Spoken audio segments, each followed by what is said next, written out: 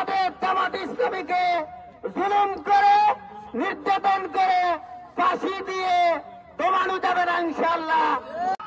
নিতর হব না, নিস্তব্ধ হব না যতদিন না আল কোরআনকে একটি প্রতিষ্ঠিত রাজ হিসেবে দেখতে পাবো। বাংলাদেশ জামাত ইসলামী ন্যায় ইনসাফ ভিত্তিক একটি কল্যাণময় রাষ্ট্র প্রতিষ্ঠার জন্য আল্লাহর আইন এবং সৎ লোকের শাসন প্রতিষ্ঠার জন্য কাজ করে যাচ্ছে।